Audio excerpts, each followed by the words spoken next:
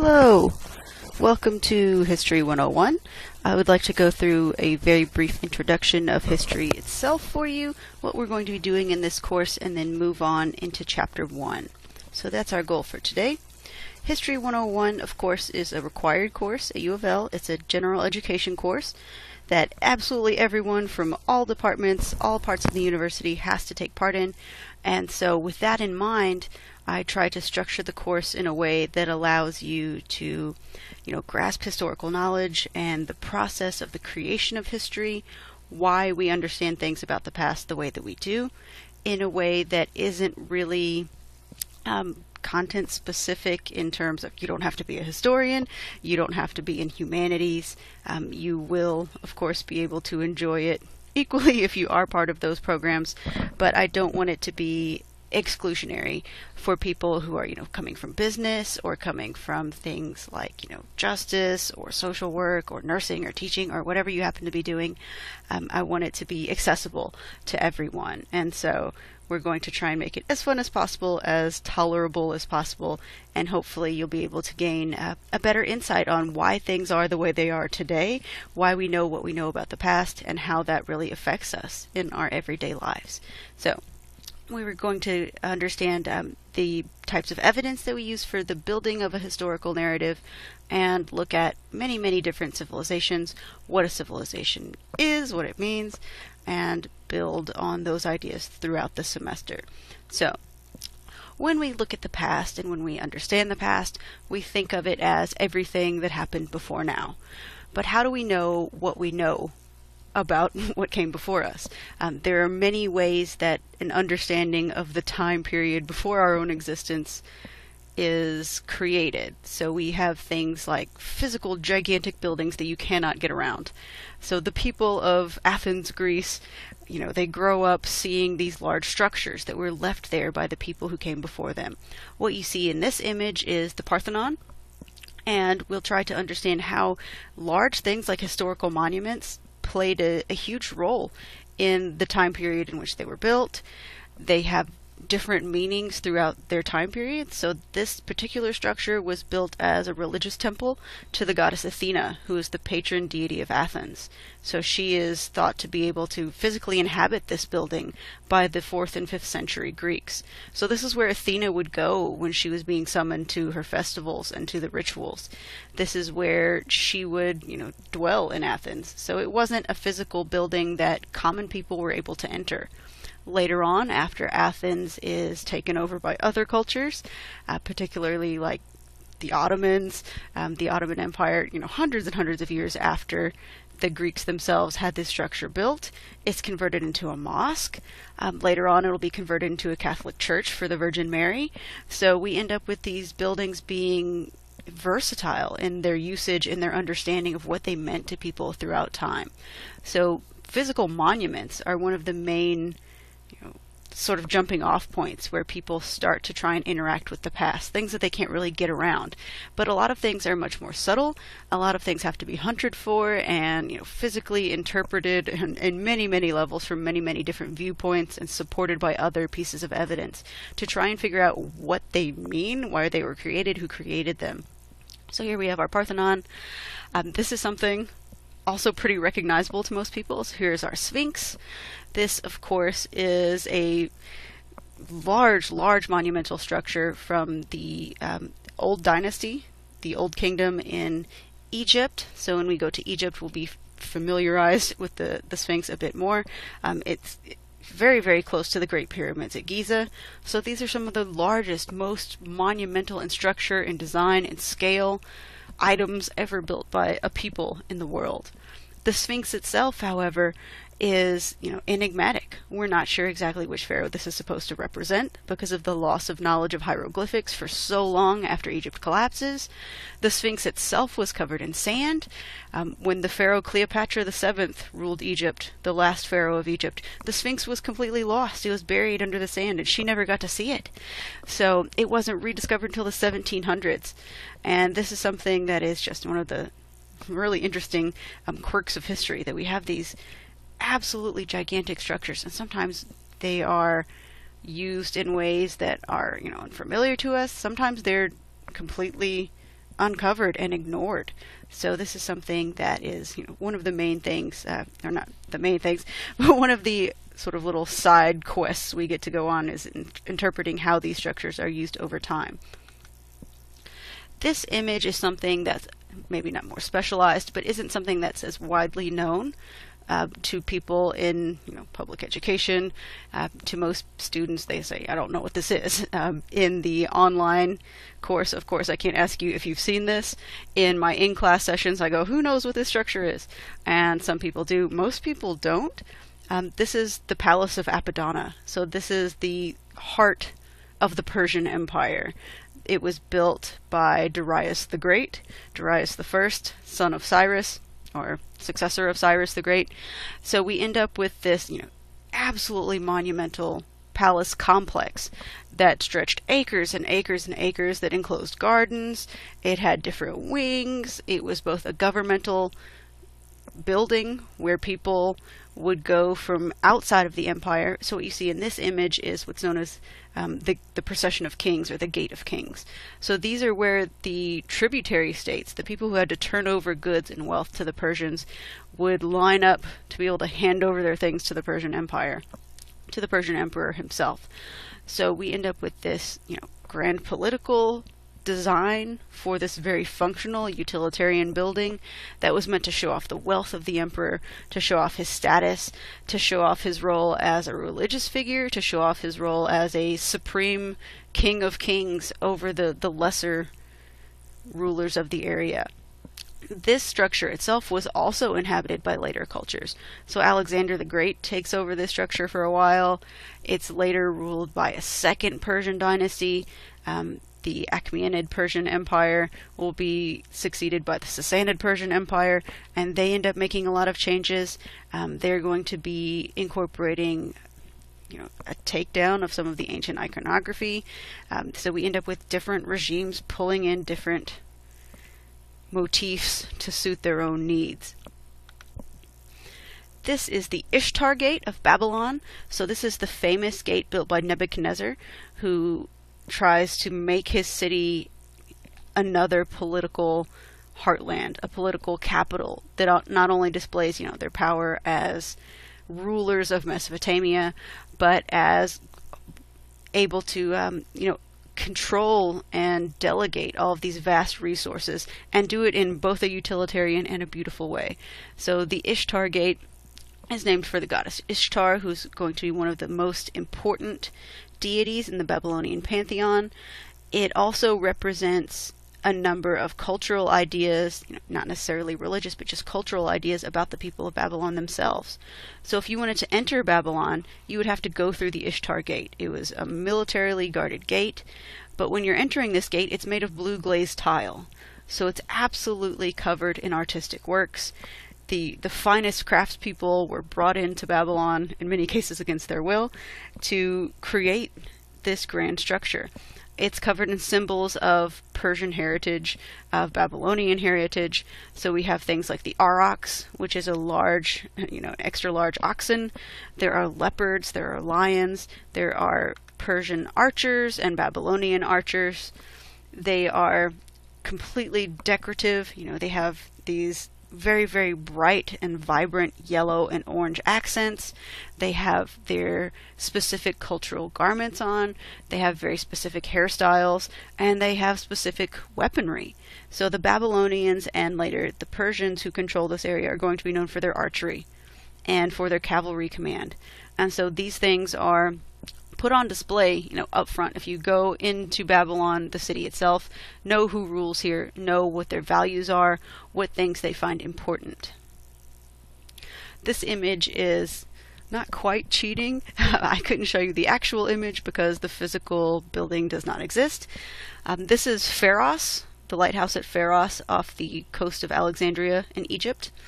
This lighthouse is part of the man-made harbor complex of Alexandria, which was designed by Alexander the Great. So Alexandria means city of Alexander, and he leaves many, many, many Alexandrias all over the ancient world, but Egypt becomes the absolute heart of the Hellenistic Mediterranean world. So after the Greeks don't really have control over everything, the Greek-like people do, and those people are the successors of Alexander the Great. So this will become the new heart of the Egyptian Empire. Egypt will be run from the new Mediterranean-based, Delta-based capital at Alexandria for over 300 years. This port will later be used by the Romans. The lighthouse itself was the tallest structure in the world for over 300 years. Unfortunately, around 400 to 300 AD or CE, whichever time period designation you choose to use, there were a series of earthquakes in Alexandria, and so the lighthouse, unfortunately, was a victim to a natural disaster and lies underneath the harbor. There is, however, a mock-up of it that the engineers of Egypt used to create a small-scale version of the lighthouse. I think it's in the Siwa Desert, and you can see that and climb the lighthouse. So this would have been used for the same purposes as a modern lighthouse, to guide ships into the harbor, to let them know where they can land safely, so to let them know, where the physical docks are, where the gangplanks are, where the walkways are. It would not have been used with a gigantic lens or anything, obviously. What they have is constant fires burning out of the top.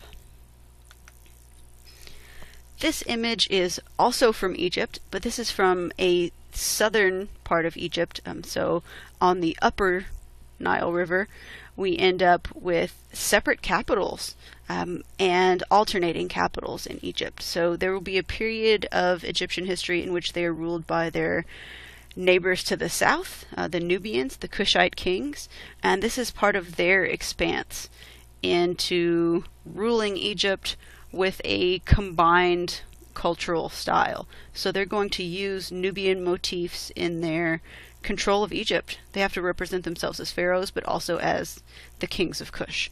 So we have a combined architectural style here. This is only one snippet of a very large mortuary complex set up outside of Abu Simbel by, I think, Khufu, the first king. And so we have these lamb designs. The people of Nubia and Kush had a lot of pastoral leanings, so they not only had agricultural harvests, they also had large flocks of sheep and some cattle, and so we see those things being valued here in this particular part of the structure. There's also a pyramid, which I will be showing you over the course of the semester. This, of course, is one of the most iconic structures from the ancient world. This is our Colosseum. The Colosseum was not known as the Colosseum to the people who lived during its heyday. The Romans knew it as the Flavian Amphitheater. It was built by the Flavian dynasty, which was started by the general Vespasian. So we end up with this moniker, Colosseum. To us, it designates it as something huge, colossal, and it actually comes from the term colossus. So there was a gigantic statue of the Emperor Nero that existed right outside where the Colosseum was built. It was known as the Colossus of Nero, and it wasn't until the Middle Ages when a Latin, English, Roman monk ended up writing a history of Rome. His name was the Venerable Bede. He's one of the early medieval historians, and he called this the Colosseum, and the name stuck. So we end up with these overlapping traditions, people adding little bits of history here and there. The Colosseum itself is actually mostly intact for a number of reasons. If you look at the facade, the outside of it, you can see that there are a lot of holes. And this is where a lot of the precious materials were stripped off. It was made of imported travertine and marble, so very, very costly, very prized materials throughout antiquity and even today. So after the Colosseum was shut down during the 400s AD, after a number of pagan edicts were released when the empire was converting to Christianity, all of the sites for the ancient games were pretty much defunct. They were defunded. They weren't able to be staffed anymore. You couldn't do anything there. It was illegal. And so a lot of them went by the wayside. Those that were incredibly culturally important were usually converted to churches, and in some cases to mosques or synagogues. The Colosseum itself was kept as a holy site. So you can actually see a cross over one of the entrances here. And it was kept by the early popes, the early leaders of the Catholic Church, because it was a site of Christian martyrdom. So we have a plaque dedicated there because St. Peter was killed in the Colosseum. And so it was kept as this religious pilgrimage site. Had it not been, valued by the new religious leaders who took over, the Colosseum would probably have been entirely destroyed when we wouldn't be able to visit it today. So we'll see how these structures play, a huge role in people's understanding of themselves, of the world, of the past, and of how that past interacts with them in their everyday lives. Here's a general map of the main parts of the world we're going to be looking at. So our book, of course, is Ancient Mediterranean Civilizations, but the scope is far larger than the Mediterranean itself. So we're not only looking at Greece and Rome, we're looking at structures and communities, civilizations, societies all across northern and mid-Africa. We're going to be looking at the Middle East. We're going to be looking as far over as the Indus River Valley, the Russian steppes, parts of not necessarily northern Europe, but parts of Britain and Ireland. So pretty far into Europe, but also incorporating other continents. Africa is going to be one of the main areas we inhabit. We deal with, the steppes. We deal with people who are migrating between all of these areas. We deal with communities that have very large political and mercantile ties. So this world is not separated by, cultural delineations. There's so much cultural exchange that you really can't talk about any one community. They're going to be building on each other's knowledge. They're going to be valuing each other's crafts and each other's trade goods. They're going to be fighting, of course, over these trade goods and these resources. And so we can't look at any one small part of the globe. We're going to be extending into communities that do have a very large, expansive reach. So some of the communities we'll talk about have trade routes to the very, very far east. Our book doesn't deal a lot with the developments in India and China. That's more of a far eastern view. Ours is a western view.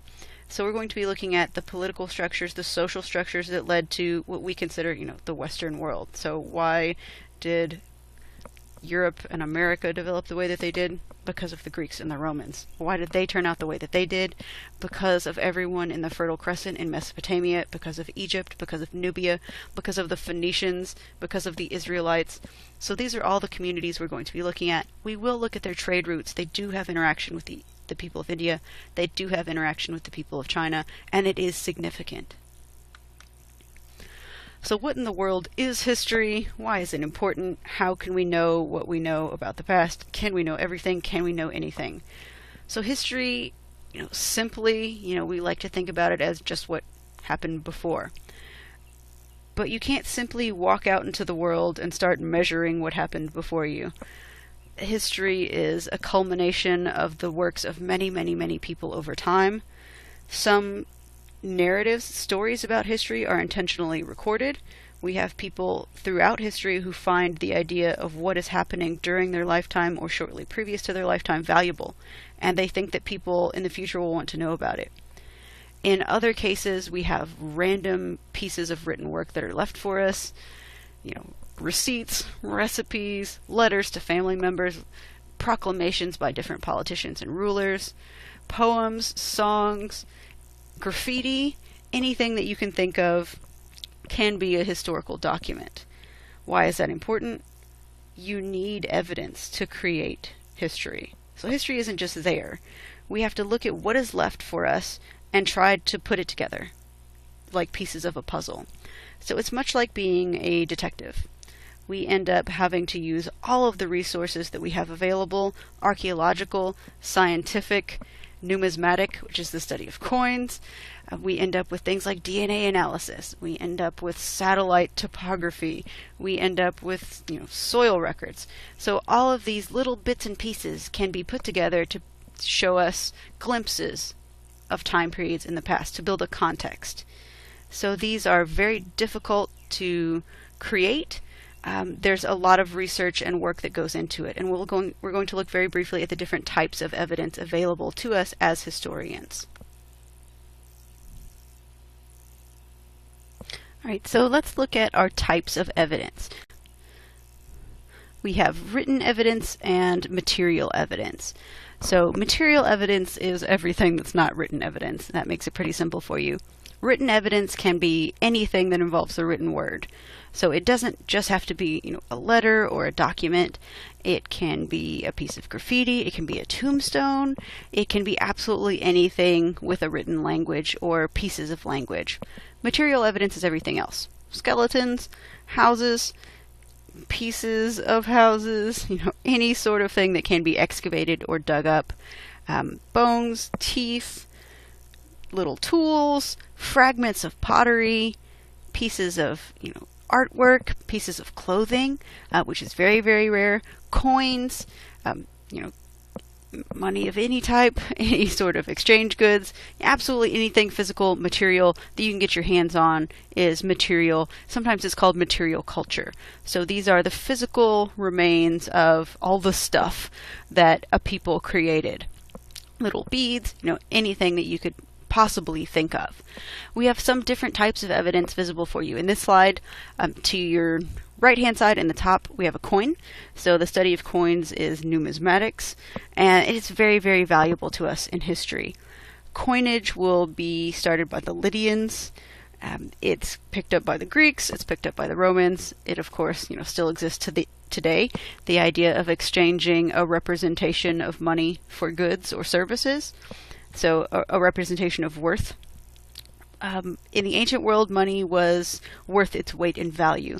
So you would have gold coins, bronze coins, silver coins, and of course they would be more important based on the material they're made of. They're important for us for tracking things like trade routes. The contact that people's had between one another can be evidenced by the money that spreads. It also is important for political reasons. So a lot of rulers are going to be the ones in charge of minting money, creating the designs, or forcing others to create the designs that display ideas that they want to convey to both the people they rule and the people that those people come in contact with. So this coin that you see is of Alexander the Great. It is issued after he goes to Egypt. Alexander enters Egypt after he defeats the people of the Levant. He lays siege to Tyre, he lays siege to Gaza, and sort of annihilates those communities because they refuse to submit to him. And so we end up with Alexander riding into Egypt and being declared a savior, and being declared someone who is more than human, a demigod. And these coins are minted afterwards, displaying him with these ram's horns, which signify him to the people in the Greek world as being a son of the god Zeus, their chief god. He was able to make these claims because the high priests of Egypt claimed him to be the son of Ammon, the son of Ra. So he was seen as a demigod in Egypt. Most of the people of the ancient world respected the Egyptian religion, and so this made him, viable to be a demigod for the Greeks. So these coins are minted to let everybody know, what Alexander is about and that he means business. Some things are a little bit less intentional. What you see in your lower right-hand corner are known as ostraca. So these are Greek artifacts. These are found primarily in the city of Athens, but they are also found in other city-states. These are from Athens. So these are little sort of scraps of paper that they would have used to write throwaway messages, to just write things down very quickly. Ostraca are used in the Athenian political process.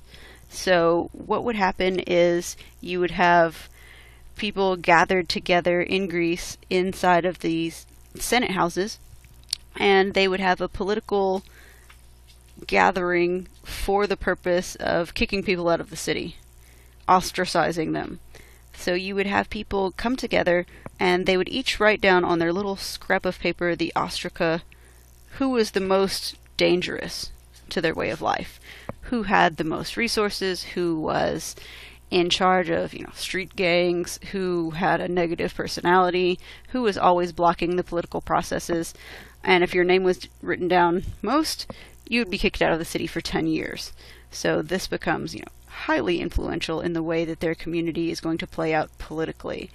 So these little fragments exist through very, very, very many different eras of Greek political processes. What you see to the left of those ostraca is actually a brooch or a cloak clasp. So it sort of is not that different from a modern day safety pin. This is found in Gaul, France. So this is actually part of grave goods. So these are things that would be buried with people to signify their status in life, to signify that they were cared for, to signify what sort of job that they would have.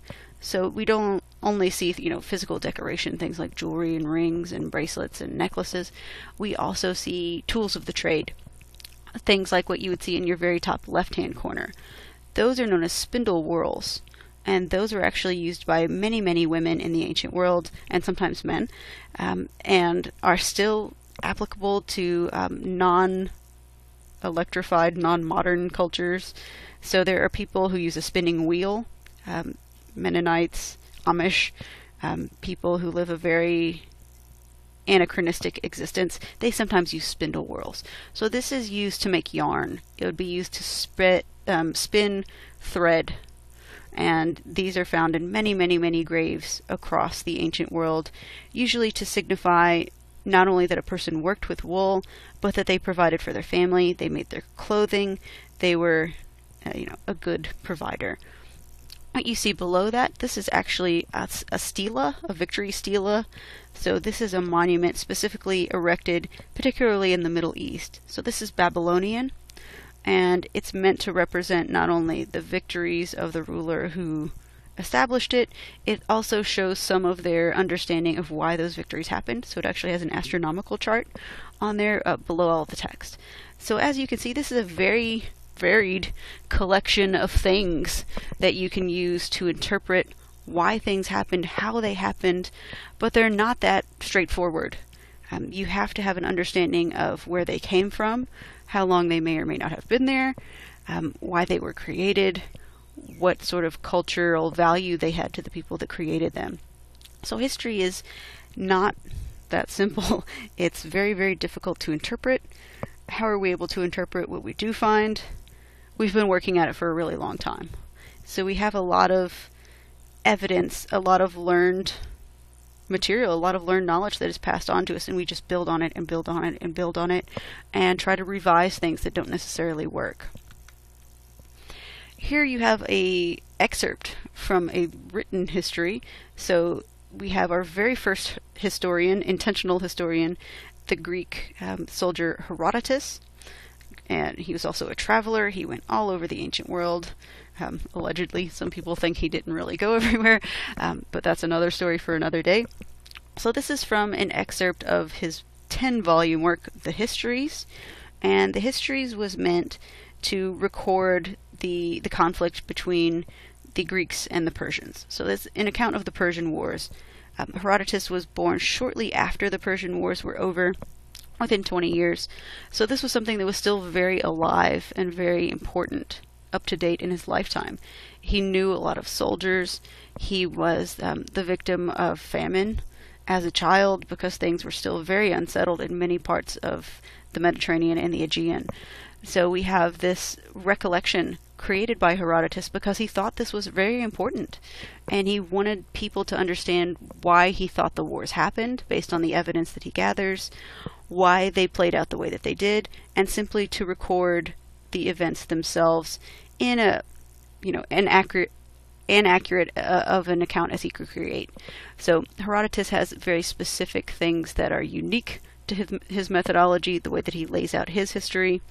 He not only travels and speaks to people who were involved in the wars, he recounts anything that anyone would tell him about it. So he includes rumors that he heard and just says, I heard this from a market salesman or a fish salesman or a fisherman or, a woman on the street, and he thinks it's important to include it. So he has all these varying viewpoints.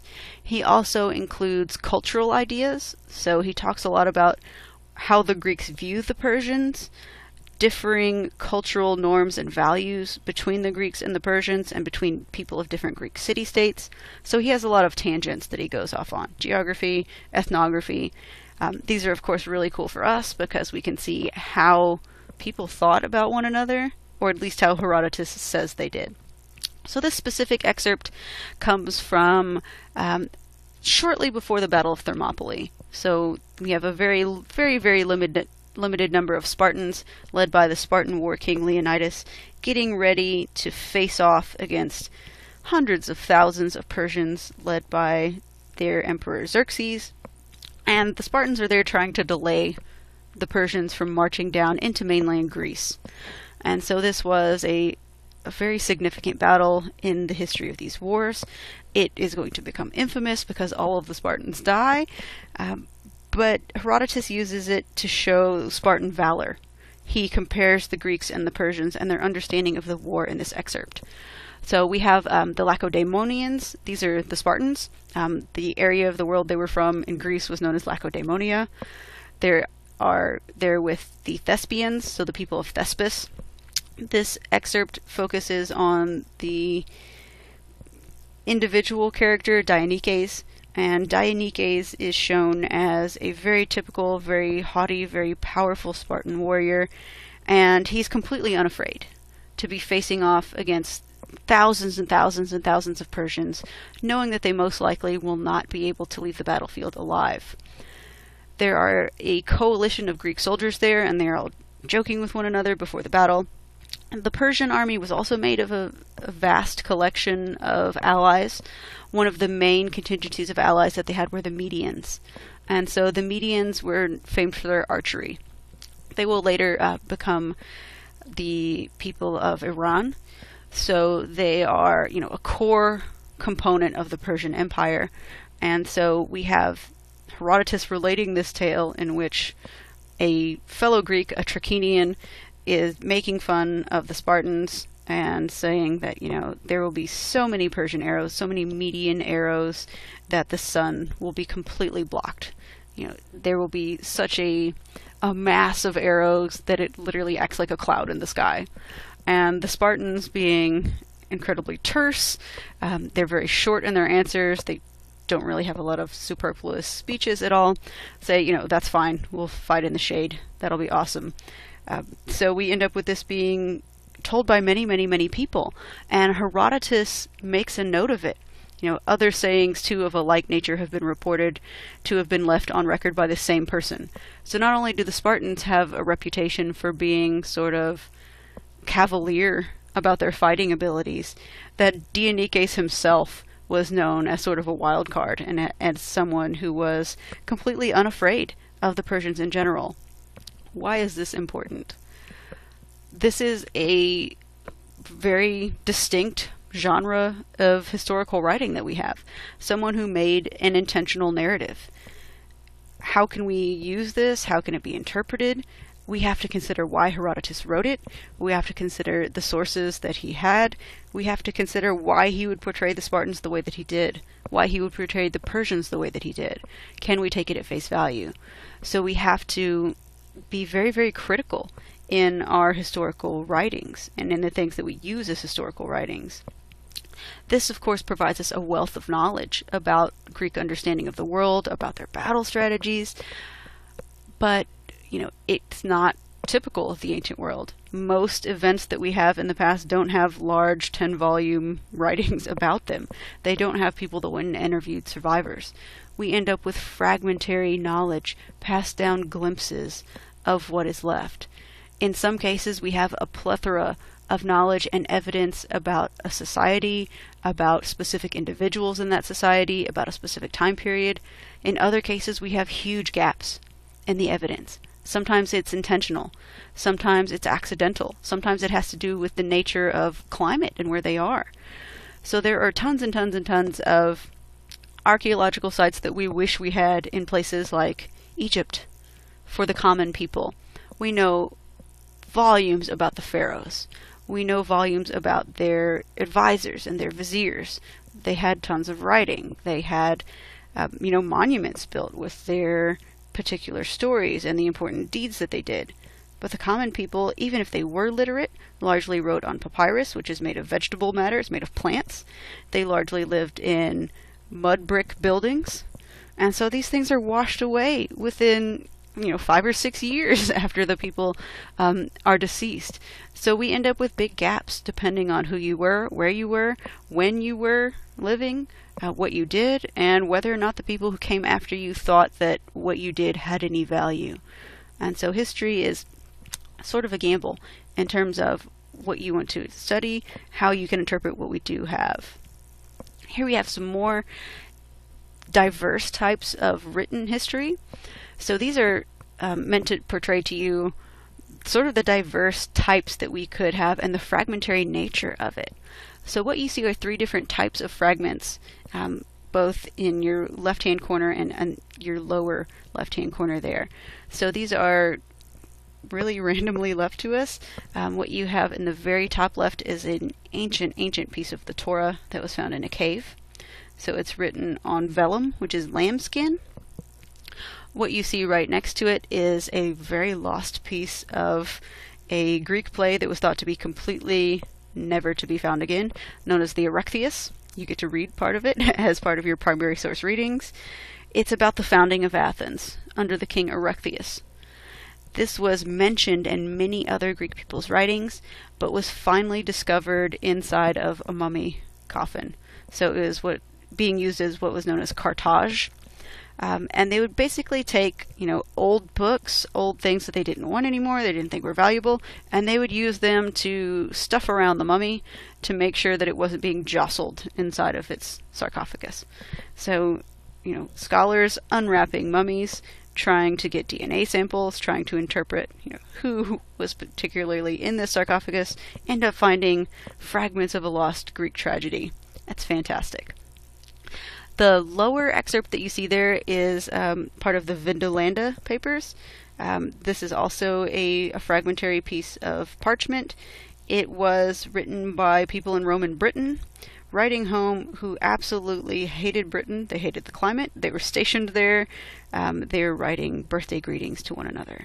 So this is something that is, incalculable in terms of its historical value. These are common people writing, in the case of these people in Britain. So these are just soldiers writing back and forth.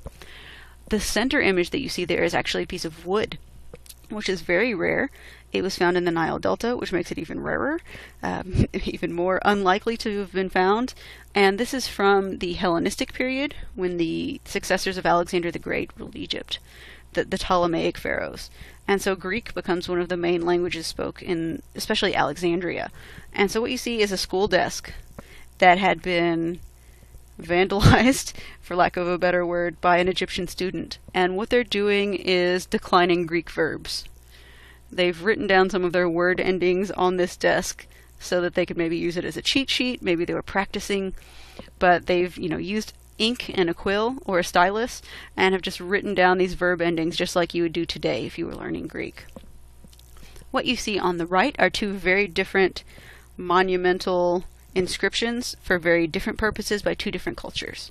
So in the bottom right we have a large monument that was built by the Emperor Augustus, the first emperor of the Roman Empire, and you get to read part of this in your primary source readings this semester as well, the Res Gestae Divi Augustus. So the works of the divine Augustus, the things that he did during his lifetime.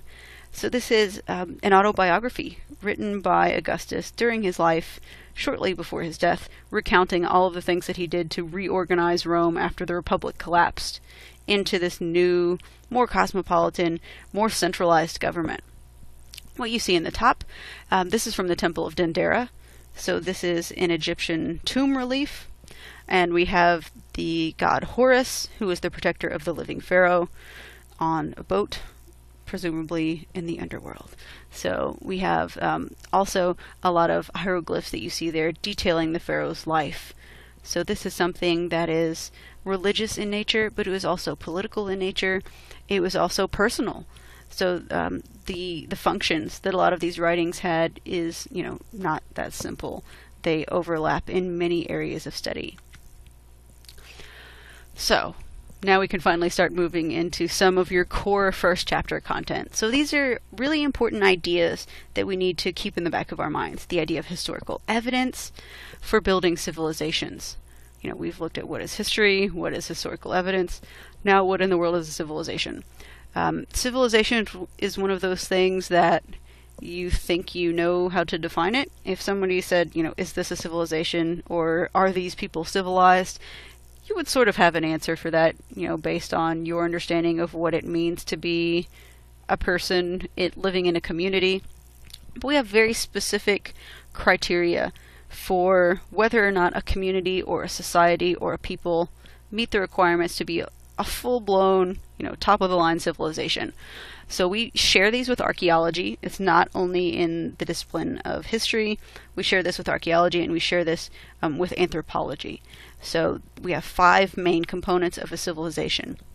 If you don't meet all 5 components, it's not, a value barrier.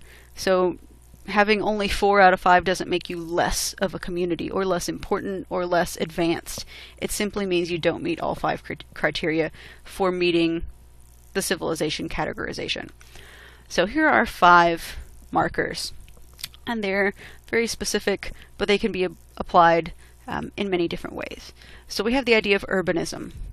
This is people living together in close proximity to one another on purpose. So it could be a village, it could be, a city, it could be a town, it could be a gigantic capital with millions and millions of people, it could be a small arrangement of huts with 20 people. The key is that they are living very close together. They are in a permanent settlement, and they are there intentionally living with one another. So urbanism, this, dense population, intentional settlement, permanent settlement. We then have specialized production. This is the idea that people within that urbanized environment have individual jobs. If you don't have specialized production, what are you doing?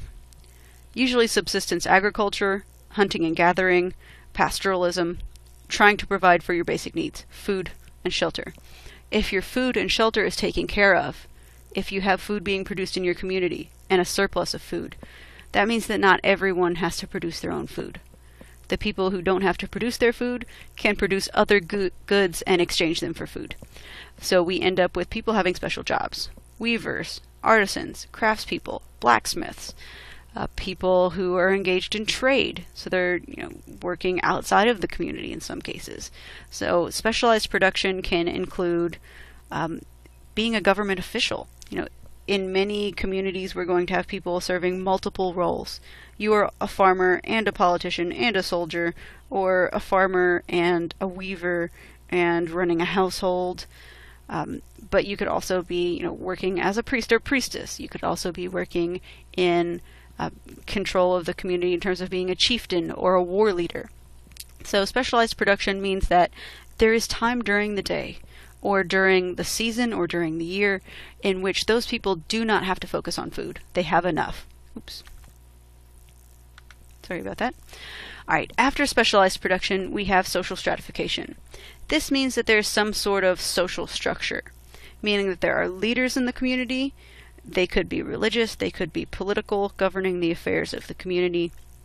It means that there are family units designated. They could be extended family, they could be nuclear family, they could be the idea of a clan system where you have blood ties that are very, very distant, so you have second cousins and third cousins, things of that nature. But it means that there is some sort of social existence within the community, that people have an understood role within the community, and that there are leaders and there are followers. The fourth is long-distance trade. This means that they have enough community members who are able to engage in specialized production, or who have enough food stored, produced, held in surplus, that they can leave the community for extended periods of time. Travel for nearly all of human existence has been incredibly dangerous, incredibly arduous, and incredibly time-consuming. So if there are no roads, or your roads are made of mud, it's incredibly hard to get anywhere. Most people are not going to ever go within a few miles of where they were born throughout history, so, or at least after settlements develop.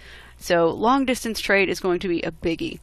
It, of course, is also going to spread cultural knowledge, it's going to spread ideas, so it's going to be one of the main things that allows civilizations to expand and interact with one another. The fifth thing that we have is a writing system. A writing system allows us to enter the period of history after the written word is created. It allows us to have greater knowledge about communities. We can understand their values, we can understand their religions in some cases, we can access more closely and more accurately ideas about their everyday lives. Does this mean that cultures that practice things like oral history and oral tradition are uncivilized? Absolutely not. But in order to meet this categorization, you have to have some sort of writing system. So these are your 5 components. Please make sure you know them. They will be on your test. So make sure you understand that you need all of these things. And we're going to see how they are accomplished in our first civilizations and how they are expanded upon by our later civilizations. If history itself is divided into categories in terms of chronological development, in terms of moving forward, gathering knowledge, history is everything after the development of writing. So that takes place around the year 3000 BCE or BC, whichever you prefer to use. That's a very, very short time period in terms of how long humanity has existed. So how in the world do we categorize everything before 3000? That, of course, is known as prehistory. You're familiar with the term prehistoric. You usually think of hunters and gatherers and cave people and woolly mammoths.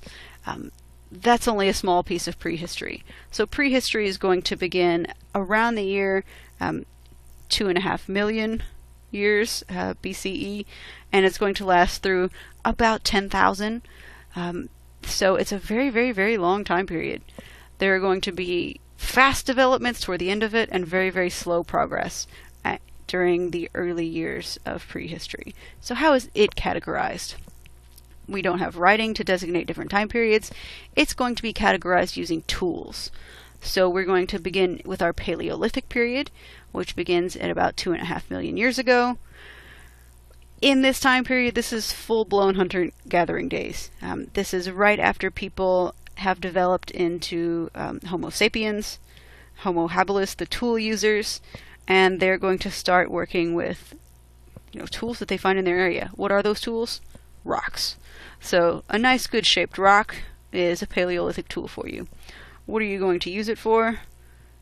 Killing animals, butchering animals, processing plants and roots, processing hides to make clothing, processing fur, cutting any sort of reeds, making baskets, making leather, anything that you could use to move food, and defend yourself and create weapons, create tools for killing and skinning animals. So this is a very hand-to-mouth, unstable, unpredictable way of life. And so we're going to have people living in very, very small social bands. So groups of maybe a couple dozen people at the most, moving across the landscape, following the seasons so that they can follow animal patterns, so that they can follow fruit and vegetable patterns, and be able to receive food as they go. They have no stabilized existence. They do have shelter in some cases, but it's natural shelters. So they would be in rock faces, in caves, against natural windbreaks. Towards the end of the Paleolithic, they will start making artificial windbreaks using things like mud, using tree branches. So we do have some development of the idea of shelter, but for the most part, people are just on the move. This is going to be a time period in which we start to see some gender roles being produced. These are somewhat controversial. They're always being studied. Ideas about who did what in the ancient world is usually based on what would be logical and functional and possible. For the most part, we have ideas of men being the hunters because it's far more dangerous. You would have to go farther away from where the main community was coalescing in an area where they were looking for food, and you couldn't really do it if you were pregnant or if you had a baby strapped to you for breastfeeding. So it's not really logical for a lot of women to be hunting. Could they have been? Sure. Were men gathering while they were walking around? Absolutely. So we have roles that are defined but are sort of blurry. So this is going to be a time period where people are really just doing whatever they can to get food. It's a feast or famine existence. You either have a ton of food or you don't. If you end up with a large kill, the people would eat until they absolutely couldn't eat anymore. And then they would move on in search of the next kill. while they're, hunting and hopefully trying to get a successful hunt, they would be eating whatever they could find from the landscape on the way. So what sort of cultural achievements do we have during this period? The process of flint knapping is going to be begun. So we end up with people starting to work with the rocks that they find, not just find ones that are sort of in a useful shape. They would actually begin to start sharpening them by knocking the rocks together and looking for planes within the rock's physical existence to break them off and make sharp points. So we're going to have tool development. We're going to have people have a greater understanding of watching bird, animal, plant growing patterns, so they would know the paths of plants and animals and try to follow them to the best of their ability. What you see in this image is a map of modern day hunter-gatherers. So we do still have a significant collection of diverse peoples around the world who still practice hunting and gathering as their main form of subsistence. This is what they do. And this is how we get a lot of ideas of what hunter-gatherers would do on an everyday basis. Who does what the men do, what the women do, what the children do. This is from anthropologists observing people in these modern hunter-gathering societies. So we have a lot of them in Polynesia, we have a lot of them in South America, in North America, in the First Nations communities, in the Native American communities. There are still people who are able to practice hunting and gathering. And so by observing those people, scientists and historians are able to sort of piece together what it may have been like for people in the Paleolithic. Our Mesolithic period, the Middle Stone Age, is going to be a period of more rapid development.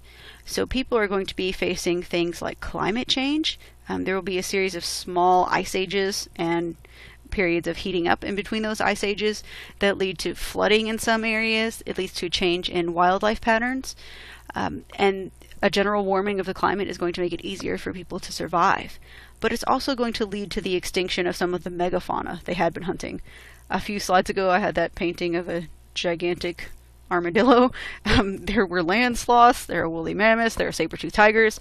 All of those really gigantic gigantic animals are going to be dwindling down during the Mesolithic because of the lack of plants that they had been used to, because of a change in predation, a change in climate, and people hunting them. So we end up with an extinction of many of those large-scale animals. And so we end up with a shift towards smaller prey, smaller predators. Deer are going to make a huge population during this time period. Various types of deer and elk, other four-legged creatures, wild horses, donkeys, things like that. So we're going to see people living in closer concert with smaller animals. It's during this period that the wolf is domesticated into the dog. So people actually have one animal that they have a pretty close friendship develop with during the Mesolithic. And this creates the idea for people that animals can be worked with, that they can be used for human benefit. We're going to have a lot of advanced tool usage. So they're going to create axes, they're going to create hammers, they're going to create fish hooks, nets are going to be created during this time period, early pottery.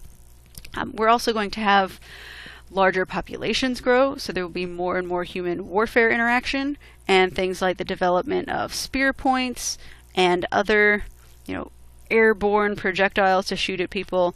So things get a little rocky for some people during the Mesolithic, but it's also going to be a time period of cultural expansion. So we see a lot of burial practices being put into people's mindset and to their everyday ritual during this time period. So we start to see an expansion of the human mind, an understanding of natural forces, a created shared understanding of supernatural forces. People start to understand the differentiation between life and death. And so we see, people being prepared for burial. They're being left with grave goods. In some cases, their skeletons are being decorated or put in some sort of protective wrapping. So we start to see people take the time to care for their fallen loved ones or the people that they were acquainted with. And this is going to spread. We start to see representation of the first gods and goddesses. Goddesses will be first. Fertility is a huge deal for people in the ancient world. And so we start to see our early deities are all female in nature, female fertility type figurines. We also see nature being observed and documented in a lot of the artworks that people during the Mesolithic create. So this is the age of cave painting. And this is a really huge cultural artistic achievement if you think about it. We end up with some people in the community who have time to be able to grind up pigments. So they're finding natural, colorful stones in some cases and grinding them. They're processing plants to make pigments. In many cases they're using the remnants of fire. And so they're documenting what they see.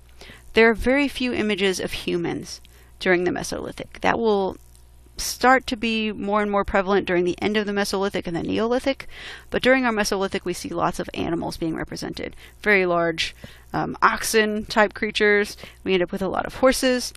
Some of them become very, very detailed. So as you see from this image in Chavaux Cave, which is in France, we have some perspective and some shading being employed. So they start to move towards trying to make it as realistic as they possibly could. Here are some of your early female fertility figurines. The figurine you see on the left is the most well-known and well-recognized from this time period, the Venus of Willendorf. She was found near modern-day Austria. So we see these very, very exaggerated sexual characteristics. These early goddesses all have sort of a pregnant look about them. They have very large stomachs, they have very large hips and thighs, their breasts are always engorged. They have different types of hairstyles. Their facial features are usually not very well defined, so their bodies are more important.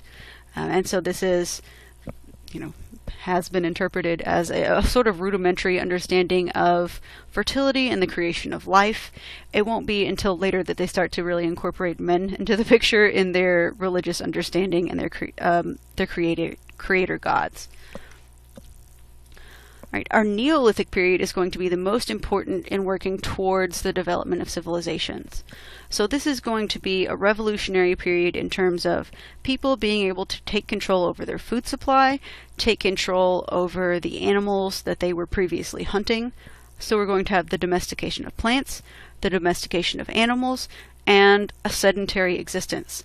Sedentary meaning that they are no longer hunting and following these food supplies. They are settling down in a homestead, in a village, in a small city, and those people are engaging in agriculture and animal husbandry there. What are some of the issues that arise from this? There are many. First of all, you have to deal with people living together in close proximity to one another. And this is something that we still aren't all that good at. People getting along together, setting up rules for a community is not always easy. Who's going to enforce rules? Should there be rules? Who's going to lead the community? Who's going to do what? Where are we going to put our sewage? What's going to go on here? Who's going to be in charge of controlling the food? So this is something that many communities are going to experiment with. It's something that is going to be successful in some areas, unsuccessful in others. There are also issues with a change in the types of food that people are eating.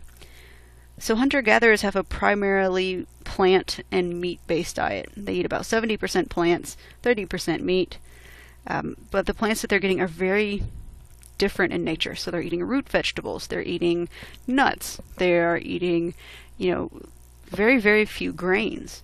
Grains are going to be what they start agriculturally producing, though, once they shift over to farming. And so they're going to be growing things like emmer wheat.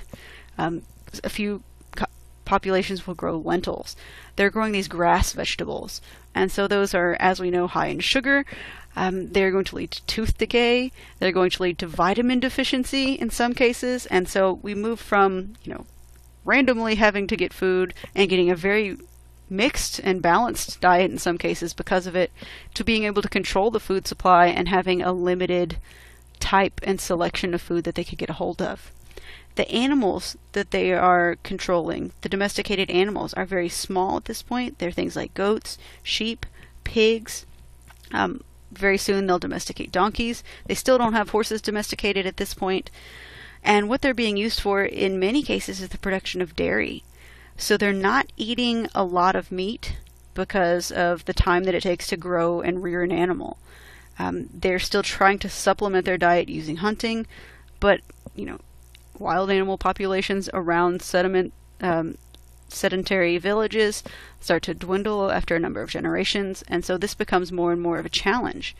Meat would be eaten only very rarely after this point. So we have vitamin deficiency issues, we have issues with people eating too many grains and not enough vegetables and fruit.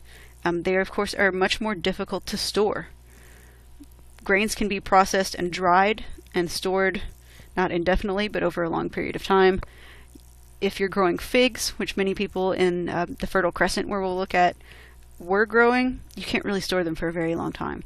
And so there are lots of issues with them not getting the right types of foods or the right types of vegetables. So our Neolithic revolution isn't as dreadful as I made that sound. It's absolutely wonderful for the development of the passing of human knowledge, for the creation of all sorts of specialized tools. We're going to see many more specialized jobs develop. Once food can be controlled, people can venture off into all sorts of artistic and necessary utilitarian endeavors. So the world of doing other stuff besides creating your food is about to erupt everywhere. We have a map on your right of the Fertile Crescent itself, and a map that shows where agriculture begins in this area and how it spreads. So the agricultural revolution doesn't take place at the same time everywhere. It's going to be the earliest in the places we've discussed. Now, Mesopotamia, the land between the Tigris and the Euphrates rivers, what is now Syria, Iran, Iraq. Those areas are going to develop agriculture first. It will spread to the Mesopotamian coast, what we know as the Levantine coast, which is where places like Lebanon, Israel, the ancient community of Phoenicia, that's where they are today. So those areas are going to experience agriculture first, and then it's going to spread everywhere else. It happens about the same time in places like China and India and Mesoamerica. So this is not, the only place that this agricultural revolution is taking place. We're going to look at one of our early societies. They're not a full-blown civilization yet, but they are on their way. So they're going to be the people of Çatalhöyük, and this is located in modern-day Turkey. This area is very, very expansive in terms of it's wide open. They don't have a lot of mountains very close to where this area is. It's currently a World Heritage Site, so it's still being excavated. The people of Çatalhöyük are going to have a mixed economy, so they practice agriculture, they also practice pastoralism, and they're also involved in trade. So they do have natural resources in the area. They've got obsidian, which is volcanic glass, and they're going to trade that into Mesopotamia. They also have sheep and produce wool. What you see in this image is very remarkable. It's a painted image from the walls of Çatalhöyük itself, and it's meant to represent the city. So this is the first map ever produced. It's also the first landscape, because that large orange sort of a Dorito-like object you see in the background there is a mountainous landscape that exists within sight of the city. The little blocks that you see are the homes within the city. So this is a very, very urbanized area. Here is an artist's rendering of what Çatalhöyük looked like, based on the archaeological evidence, based on the archaeological digs. So we have it being located close to a river, which is important. They need an open water source. We also have open plains for the grazing of the animals. Past the city, you see the agricultural fields. So these entire people of this community are living very, very close to one another. They're working in community fields. They're working with community flocks. So this is going to be somewhat unique in the apparent egalitarian nature of it. We don't have a lot of diverse grave goods in Çatalhöyük. Grave goods are one of the ways that we see social stratification. And so they don't really have a lot of class structure in Çatalhöyük. Everyone has the same type of home. They have the same general layout. The funerary practices are pretty much the same. So it seems to be fairly equal in terms of how their community works. Here is a recreation of the interior of one of the homes in Çatalhöyük. They have a lot of ritual elements and utilitarian elements. So there's a little oven that you see there underneath the ladder. You'll notice that you enter through the roof. There are very few walls that you can enter in Çatalhöyük. So they wanted the city itself to be a protective element. You had to enter the city using ladders. And so this way they're protected from raiders, they're protected from outside people trying to take their surplus and their stores. So you would have a little cooking area. There's also a sleeping area. There are these ritual bull heads, bull skulls that you would see. Sometimes they would just be the horns, and they would be attached to a clay or a molded figure that they would make. Bulls are usually representative in the ancient world of fertility. So they are seen as powerful, they are seen as, virile, and they're something that would also be a protective element. We also see something pretty unique to this community. If you haven't noticed yet, there's a skeleton in the very lowest part of your screen. That would have existed underneath a slab, so it wouldn't have been out in the open like that. It also wouldn't have been buried right after the deceased passed. So they practice ancestor worship in Çatalhöyük, and they do this through the decoration of bones and through the veneration of their loved ones by keeping them close to keep evil spirits at bay. So often the loved one or the community member would be buried somewhere else until the mortification and the degradation of their physical flesh was over, and then the skeleton would be brought back. They would often be decorated with things like ochre and different paints and pigments, and they would be kept in the home as protective elements. We have fertility figurines represented in Çatalhöyük. This is the Grimaldi goddess. She is supplemented by not only being a fertility figurine, she has an animal with her. So she has either a dog or a lion, depending on different interpretations that you see. We also have some humanoid figures, and we have some sort of fantastical figures. This may have been representative of the cultural memory of something like a saber-toothed tiger. We also have these human figurines, and these are found in graves. We have representations of humans in a hunting scene on one of the walls, and we have some early pottery. So this pottery is very important. It was used for storing surplus foods. So this is what you would store grain in. You can see the fingerprints on the outside of it. It's decorated with fingerprints. These are not kiln fired. So we don't have a huge number of pottery vessels left from places that hadn't developed kiln technology yet. So these would have just been air dried and kept until they shattered. They won't be as strong or as durable as the kiln fired areas, or the kiln fired structures from areas that had the understanding of treating their clay to make it more durable. What you see above that particular vase is a food storage area. So they would also protect this using sheep's or ram's horns. So that's the end of our very first lecture. Keep Çatalhöyük in mind as an early Neolithic, early settlement. They're not quite a civilization, but as you can see, they're very well on their way. They're setting up ideas about what it means to live in a community together with other humans, producing your own food, trying to get by in a way that is not hunting and gathering.